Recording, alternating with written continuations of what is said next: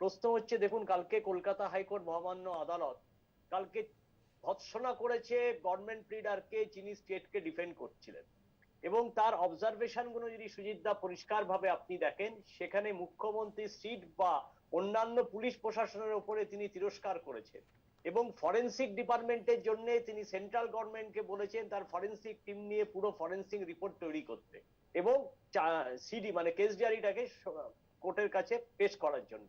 এখন দেখুন মুশকিল কি হচ্ছে, আমরা দেখেছিলাম 2011 সালে একটা সুর হয়েছিল, সেই সুরটা কি না, মমতা বন্দ্যোপাধ্যায় জগদ্ধাত্রী পুজোর দিন দুটো সমাজ বিরোধীর মধ্যে গন্ডগোল হলো, সেই গন্ডগোল থামাতে গিয়ে উনি ভবানীপুর থানায় গেলেন, ওসিকে বললেন ওরা তৃণমূল কংগ্রেসের কর্মী, ওরা যাই করে থাকবে ওদেরকে ছেড়ে দিতে হবে, না হলে আপনাকে এখান থেকে চলে যেতে হবে। অতএব প্রথম দিনই ওই সুরটা উনি বেঁধে দিয়েছেন। প্রতিবাদ করছি, মিথ্যা কথা বলছেন কংগ্রেস মুখপাত্র, প্রতিবাদ করছি, মিথ্যা কথা বলছেন, কথা জাগলারি করছেন মমতা বন্দ্যোপাধ্যায়ের নামে।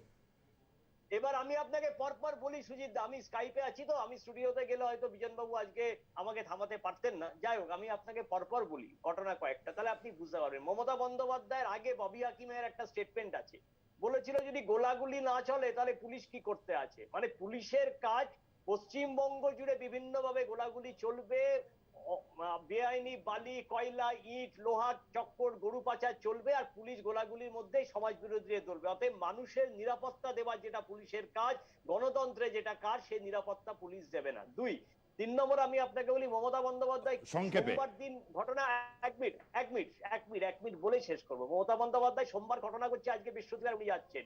যদি আজকে নির্বাচন থাকতো না সুজিতদা 1 মাস আগে, তাহলে মমতা বন্দ্যোপাধ্যায় সোমবারই চলে যেতেন।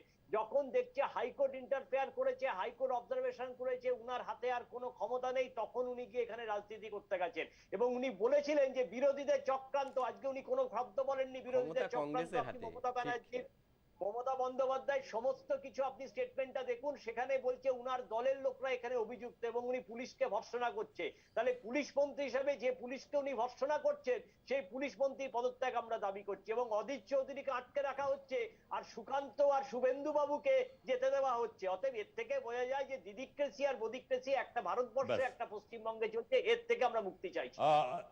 আমি লাস্ট